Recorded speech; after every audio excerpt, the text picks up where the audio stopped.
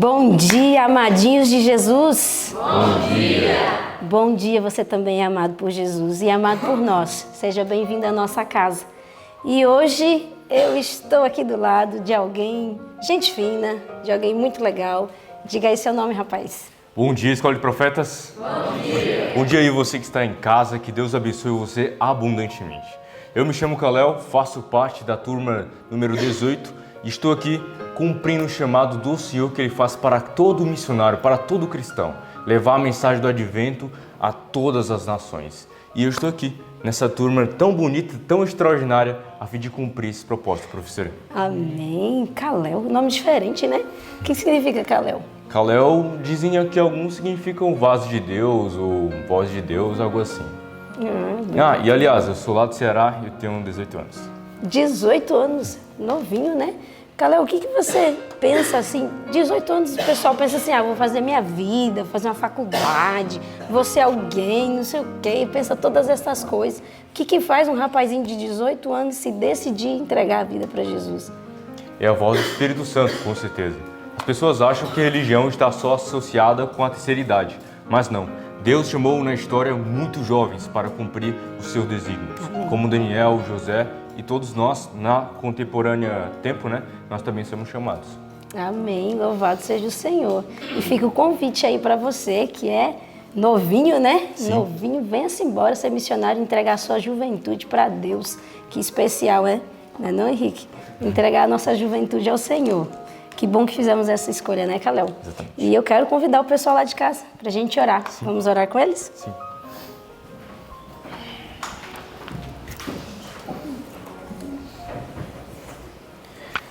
Amado Deus e nosso Pai, que alegria, Senhor, é podermos estar aqui juntos, reunidos, para louvar e engrandecer o Teu nome. Queremos implorar que o Teu Espírito Santo tenha acesso à nossa mente e ao nosso coração. Nos entregamos nesse momento a Ti, em nome de Jesus. Amém. Amém, Senhor. Bom, nesse momento, refletindo um pouco sobre a nossa missão de pregar o Evangelho, sabendo que o mundo é uma grande seara que necessita constantemente entrar em contato para pregar a palavra. E nós, pela graça de Deus, dissemos, eis aqui, envia-me a mim, né? Exatamente. Que você aí de casa também diga a mesma coisa para o Senhor. Como é que está sendo, Kalel, a sua vida aqui na escola? Você tem gostado? Sim, está sendo espetacular. Estamos aprendendo muitas coisas a fim de nos desenvolvermos como missionários. Amém. E esse hino aqui fazer parte verdadeiramente de nossas vidas, professora. Amém. Então você está feliz, né? Com certeza. Eu também estou feliz. E olha só, fico mais feliz ainda de poder decorar a palavra de Deus. Como é que está sendo aí a sua aventura de memorizar os versos? Tesourar a palavra de Deus é essencial para vencermos as tentações. É por isso que nós vamos, neste momento, recitar o verso 7 e 8 do capítulo 15 de João. Muito bem. João 15, 7 e 8, não é isso? Então, vamos no 3, né? Sim. Vamos. 1, 2, 3. João 15, 7 e 8. Se vós estiverdes em mim e as minhas palavras estiverem em vós, pedireis tudo o que quiserdes e vos será feito. Nisto é glorificado meu Pai, que deis muito fruto, e assim sereis meus discípulos. João 15, 7 e 8. João 15, 7 e 8. Se vós estiverdes em mim e as minhas palavras estiverem em vós, pedireis tudo o que quiserdes e vos será feito. Nisto é glorificado meu Pai, que deis muito fruto, e assim sereis meus discípulos. João 15, 7 e 8. João 15, 7 e 8. Se vós estiverdes em mim e as minhas palavras estiverem em vós, pedireis tudo o que quiserdes e vos será feito.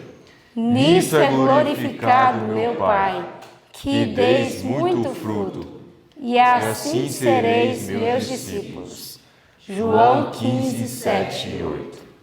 Amém. Amém. Deus seja louvado por essa palavra entrar em nosso coração a fim de nos transformar. Amém. E esse texto é muito lindo, né? Se você coloca no coração a palavra de Deus, tudo que você pedir será feito. Que poderoso, né? Que isso fique na sua mente, no seu coração. E agora a parte mais importante, não é não? Exatamente. Vamos a parte estudar que a gente mais gosta, né? a parte que mais gostamos. Isso mesmo. Que Deus abençoe você aí de casa, que Deus abençoe a escola, e nós possamos neste momento refletir na mensagem de hoje. Um bom estudo. Bom dia, toda a igreja, mais uma vez. Bom dia. Bom dia, meu irmão Jackson. Bom dia, irmão Lucas. Que bom estamos juntos aqui de novo, não é? Sim. Quer dar um bom dia pro pessoal lá de casa? Bom dia para você que está em casa, para você que está nos assistindo. Que você possa sentir a presença de Jesus Cristo sobre a sua vida. Amém. Que você possa se sentir amado no meio de nós, pois você é sim amado. Nós amamos muito você e que você possa se sentir uma pessoa especial no meio de nós. Amém. E para você que está chegando agora no canal, seja bem-vindo e que você possa compartilhar esses vídeos do Ano Bíblico para outras pessoas também, para que da mesma forma que você está sendo abençoado, essas outras pessoas também sejam abençoadas. E se inscreva no canal, deixe o seu like, não se esqueça de compartilhar, que é uma bênção para você e para os outros também. Irmão Jackson, qual foi o estudo que a gente teve nessa madrugada de hoje? Hoje o estudo foi muito bom. Uma bênção. Foi uma bênção. Hoje nós estudamos os livros de Atos, de Salmos, o capítulo 116, 117 e 118. Também estudamos o livro de Atos, da Bíblia, capítulo 2, 12. E também estudamos o capítulo 15 de Atos dos Apóstolos. Isso. E agora a gente vai lá para o livro de Salmos. Então você que está em casa, pega a sua Bíblia, abre lá no livro de Salmos, no capítulo 116, onde lá tem vários versos tão lindos e que fala tanto ao nosso coração, porque é até difícil de escolher, né? Mas a gente vai escolher alguns deles para a gente falar do que a gente aprendeu com a leitura que a gente fizemos hoje. Então lá no Salmos, no capítulo 116, o salmista Davi, ele diz algo muito lindo que chamou minha atenção. Eu gostaria apenas de ressaltar esses dois versos. Três versos.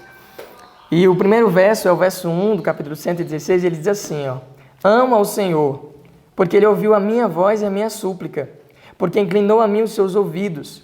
Portanto, o invocarei enquanto viver. E no verso 8 ele diz: Porque tu livraste a minha alma da morte, os meus olhos das lágrimas e os meus pés da queda. O Deus que nós temos é um Deus tão lindo e tão maravilhoso que Ele se inclina para nos ouvir. Ele se inclina para ouvir suas orações. Você que está orando aí, pedindo ao Senhor um auxílio, não se preocupe, viu? Deus, Ele ouve as suas orações. Ele se inclina para lhe ouvir, assim como Ele fez com a oração de Davi. E você, meu irmão, o que você aprendeu com o Salmo 116? Nesse salmo eu aprendi muito. Aqui o salmista, no verso 11 e no 12, vem falando que ele dizia na prece dele que todos os homens são mentirosos. E no verso 12, ele diz: Que darei eu ao Senhor por todos os benefícios que me tem feito? Então aqui vemos o salmista se perguntando a si mesmo: o que eu vou dar ao Senhor por todos os benefícios que Ele me deu, por todas as coisas boas que Ele fez por mim? Então aqui vemos o salmista com dúvidas na cabeça, porque de tantas coisas que o Senhor nos dá, é motivo de nós termos dúvidas mesmo, porque Deus fez grandes coisas em nossas vidas. E o que nós podemos fazer para oferecer a Ele tudo isso que Ele nos deu, né? Todos esses benefícios que Deus nos deu, que nós podemos fazer para Ele, né?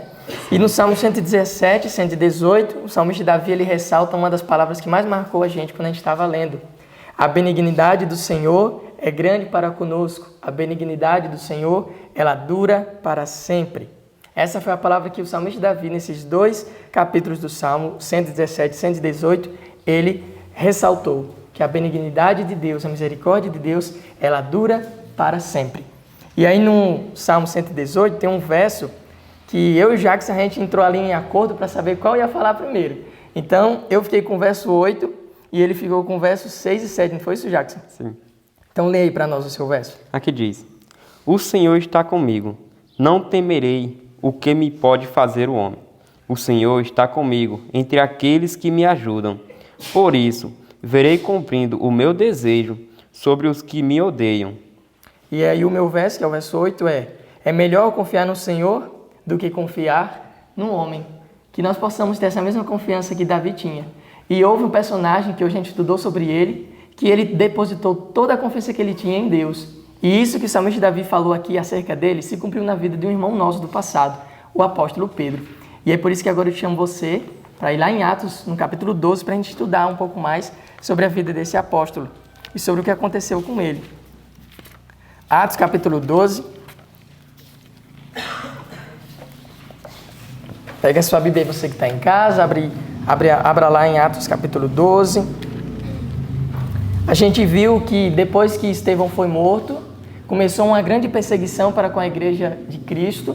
Muitos cristãos foram perseguidos, foram mortos, e a perseguição continuou por muito tempo. E, infelizmente, um dos primeiros apóstolos a serem mortos, depois de Estevão, foi o irmão Tiago. Tiago foi morto por Herodes e Pedro foi preso para também receber a mesma sentença que Tiago recebeu. E aqui no capítulo 12, no verso 1, diz assim, E por aquele mesmo tempo, o rei Herodes estendeu as mãos sobre alguns da igreja para os maltratar. E matou à espada Tiago, irmão de João. E vendo que isso agradar aos judeus, continuou, mandando prender também a Pedro. E eram os dias dos ázimos, ou dos pães ázimos, ou seja, da Páscoa. E essa perseguição que se desencadeou para com a igreja de Deus permaneceu por muito tempo. Mas aí a gente gostaria de comentar o que aconteceu com Pedro. Pedro foi preso por Herodes. E qual era o plano de Herodes ao prender Pedro, irmão Jackson? O plano dele era matar o irmão Pedro. Ele queria fazer a mesma coisa que ele fez com Tiago. Só que ao contrário do irmão Tiago, ele queria matar o Pedro em público, para poder agradar os judeus. Porque os judeus eles ficaram agradados por Herodes ter matado Tiago. Porém, eles queriam que Tiago tivesse sido morto publicamente, né, exposto ali diante de todo mundo, para poder colocar medo nos outros cristãos. E agora, por que os judeus queriam isso? Porque eles não queriam que os cristãos passassem a mensagem. Isso. Não queriam que eles pregassem ao povo, não queriam que o povo se convertesse. Então, por isso que os judeus queriam que Tiago fosse morto diante de todo o povo. Isso. Agora, se você tiver o livro de Atos dos Apóstolos aí na sua casa, abra aí no capítulo 15, que agora a gente vai para o livro de Atos dos Apóstolos, capítulo 15, e tem um parágrafo lá que começa falando sobre Herodes, dando algumas informações de quem ele era e por que ele fez isso para com os nossos irmãos do passado, porque ele começou a maltratar o povo de Deus, né? Então, o parágrafo que inicia assim, Herodes mantinha também o cargo de tétrarca da Galileia. Ele era prosélito, professo da fé judaica, e aparentemente muito zeloso em efetuar as cerimônias da lei judaica. Desejoso de obter o apoio dos judeus, esperando assim confirmar seus cargos e honras, pôs-se a realizar os desejos deles, dos judeus, né? Perseguindo a igreja de Cristo, roubando as casas e os bens dos crentes e prendendo os principais membros da igreja. Olha só como é que era a atitude de Herodes. Ele professava a fé judaica, ele tinha um grande respeito, uma grande reverência para com as leis dos judeus. Inclusive, o livro fala que ele conhecia os mandamentos de Deus. Que incrível, né? Ele conhecia os mandamentos de Deus, ele professava uma fé nas verdades que Deus concedeu ao povo judeu, mas ele acabou perseguindo o povo de Deus. Isso para quê? Para satisfazer os desejos dos judeus. Sim. Que coisa, né? Coisa terrível, né?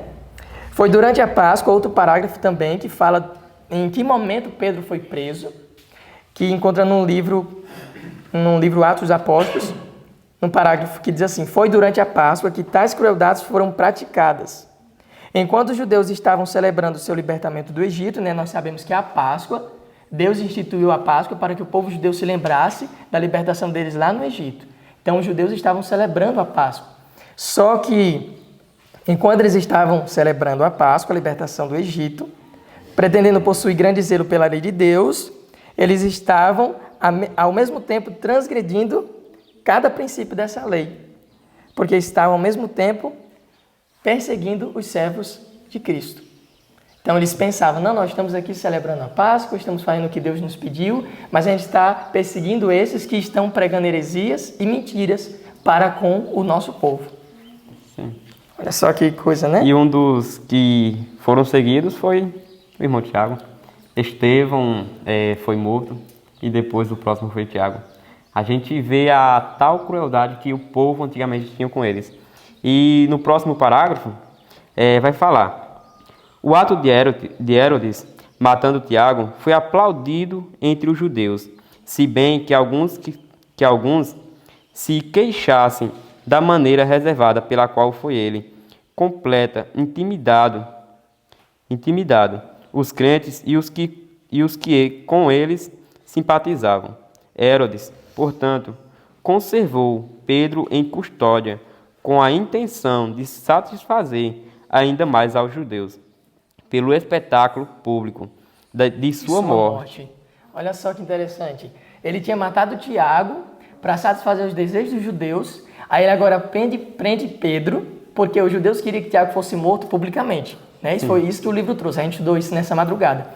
Os judeus queriam que Tiago fosse morto publicamente, para que assim os cristãos ficassem com medo de professar a fé em Cristo.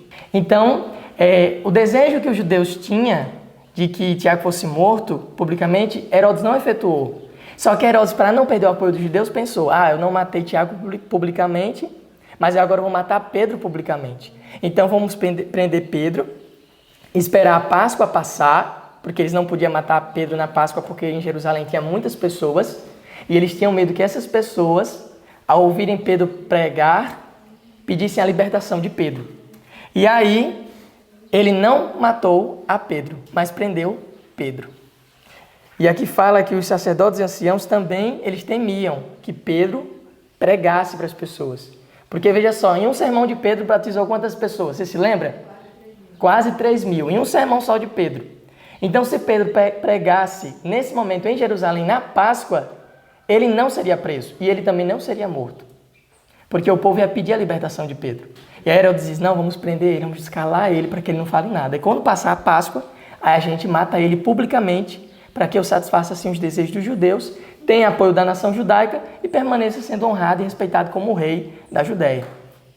Só que o nosso Deus, ele é tão maravilhoso, ele é tão bom e misericordioso, que tudo aquilo que acontece aos seus servos, tudo aquilo que é feito para com os seus servos, mexe com o coração dele. E por isso que ele se levanta para defender os seus.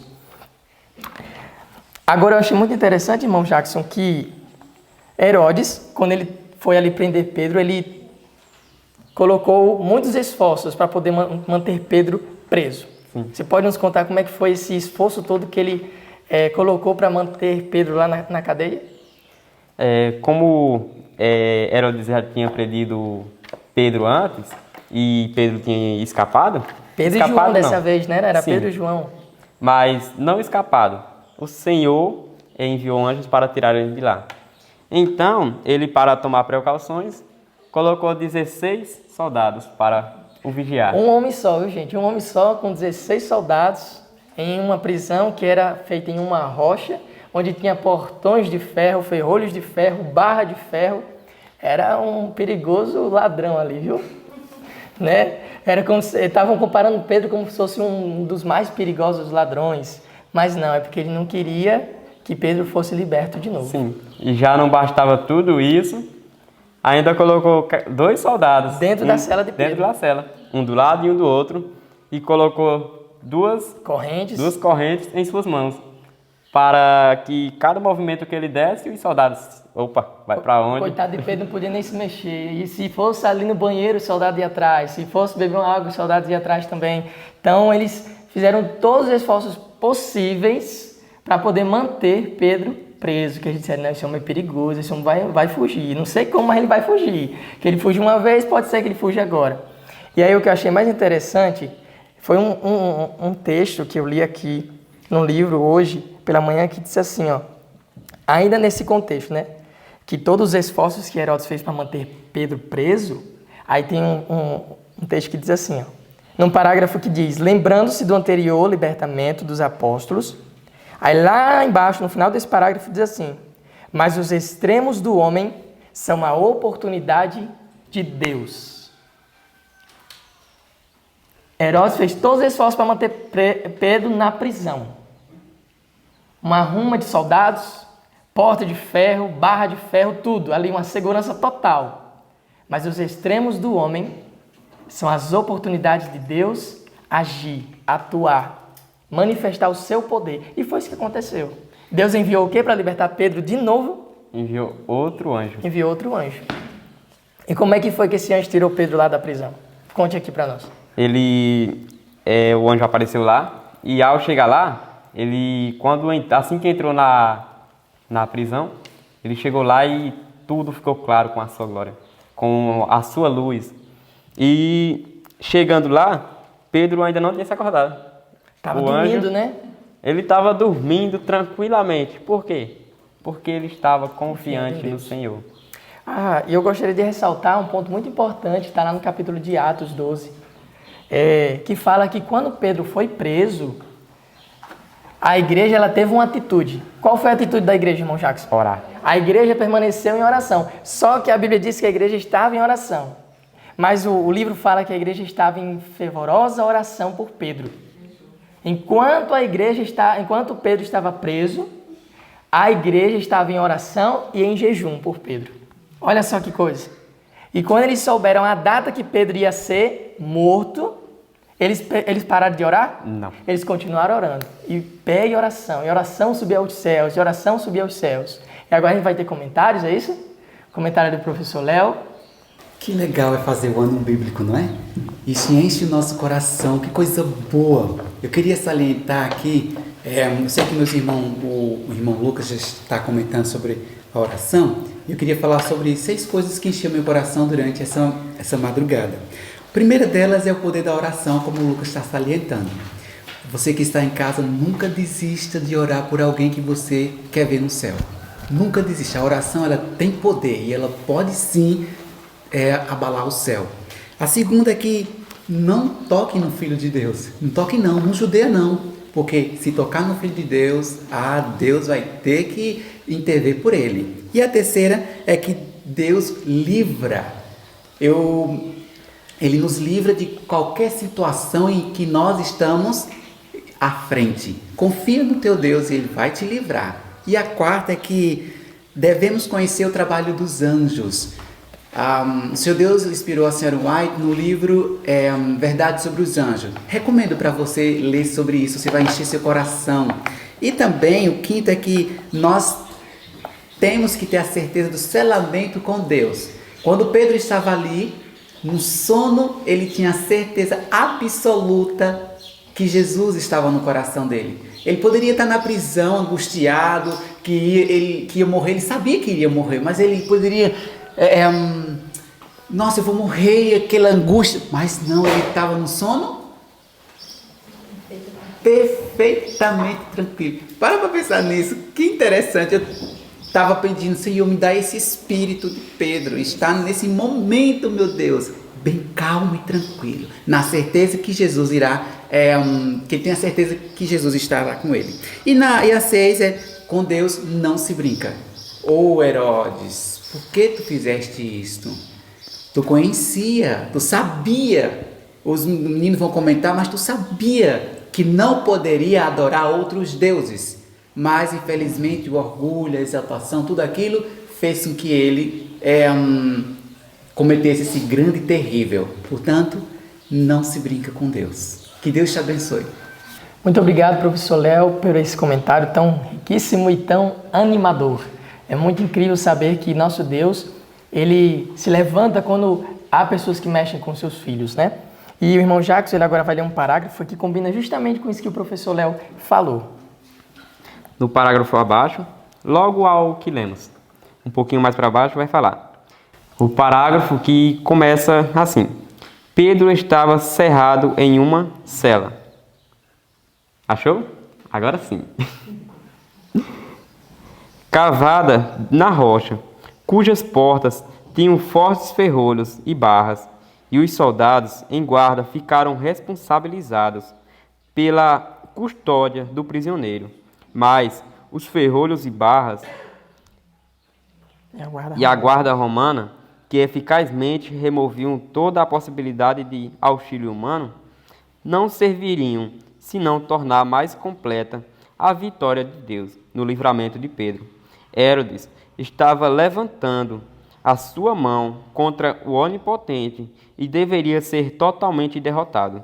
Aplicando o seu poder, Deus estava prestes a salvar a vida preciosa, cuja destruição estavam os judeus tramando. Olha só, que incrível, né? Herodes estava ali indo contra o Onipotente. Estava levantando a sua mão contra o Deus Todo-Poderoso. E Deus quis mostrar para ele aquilo que o professor Léo falou, que ninguém toca nos seus filhos. Ninguém toca nos que são seus. E aí a igreja orou, permaneceu em oração. Deus ouviu a oração da igreja, mas ouviu a oração da igreja já na última noite de Pedro.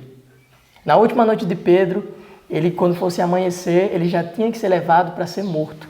Mas Deus, ele nunca rejeita uma oração. E ele sempre age no momento certo. Por isso que Pedro estava dormindo. Pedro sabia que Deus ia livrá-lo. Estava dormindo ali tranquilo, como o irmão falou. Descansando no cuidado de Jesus, na proteção de Deus. E aí, no momento certo, o livramento veio. A libertação veio. E Deus libertou o seu servo de uma forma poderosa. Tão poderosa que o anjo que veio tirar Pedro da prisão, ele ia andando e as portas iam se abrindo, né? Até de manhã a gente estava lendo e eu fui fazendo imaginando como é que deve ter sido, né? O anjo indo na frente, os portões ali abrindo, se fechando, e abrindo, se fechando. E o anjo seguindo em frente com Pedro para mostrar o quanto Deus é poderoso. Não há portas que Deus não possa abrir. Mas também não há portas que ele fechou que também não abra. Se ele fechou, não abre. E se está fechado, ele abre. Porque nosso Deus é assim.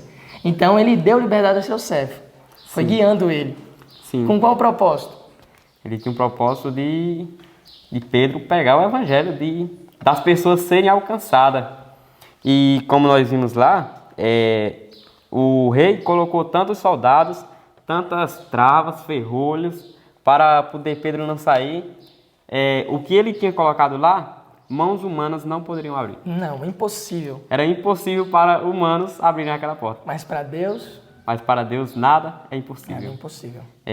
Para Deus foi uma coisa muito simples. Porque Deus é o Deus onipotente, é muito poderoso. Amém. E como nós vimos, o Senhor enviou o anjo para libertar a Pedro. E de uma forma tão gloriosa.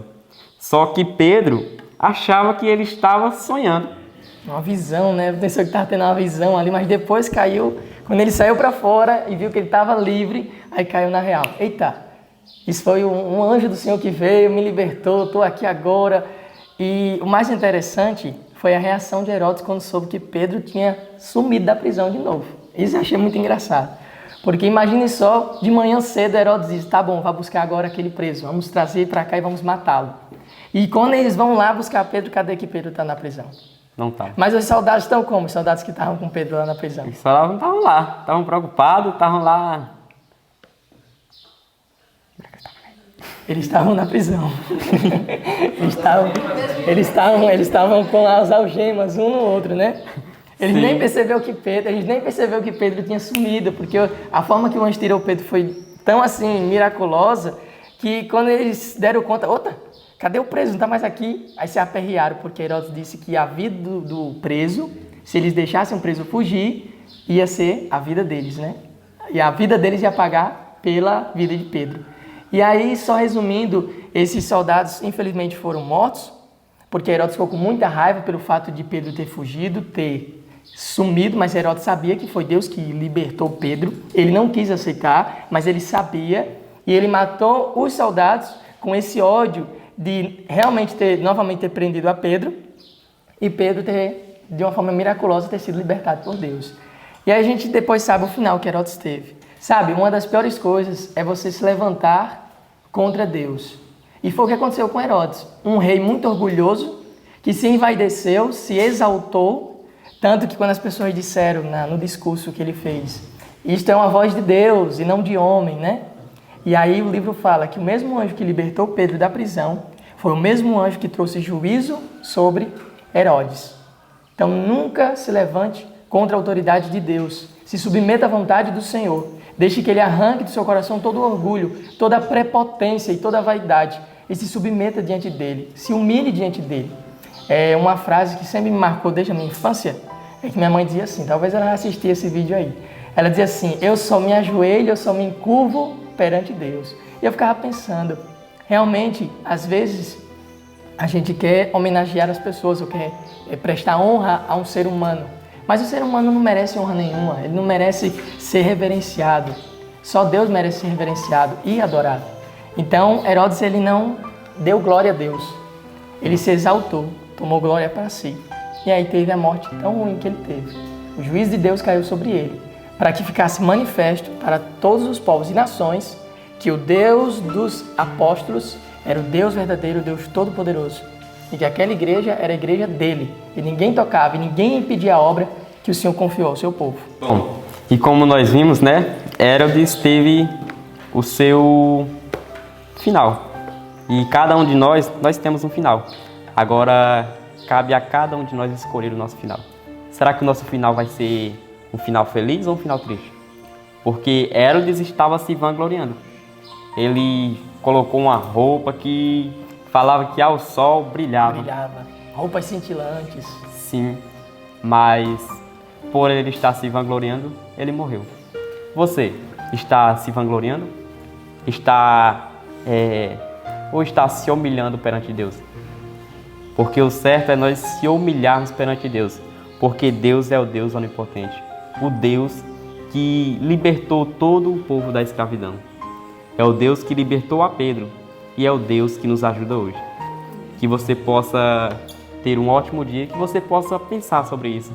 Eu estou adorando a Deus? Eu estou servindo a Ele da forma correta? E que a cada dia nós possamos pensar sobre isso. Vamos orar?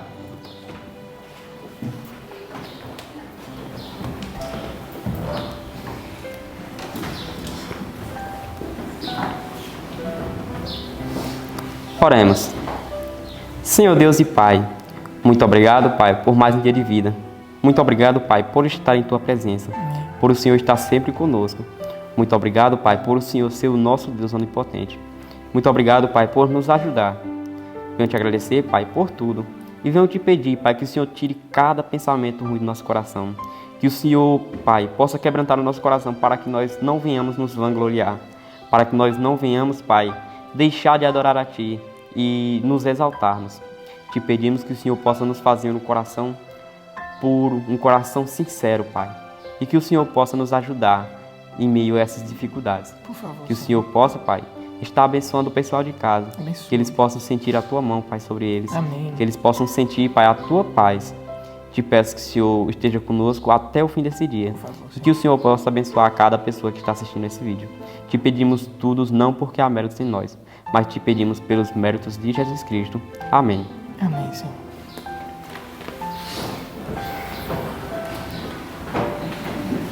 E a gente vai ficando por aqui. Que você tenha um ótimo dia. Que Deus te abençoe e até Amanhã. Que Deus te abençoe.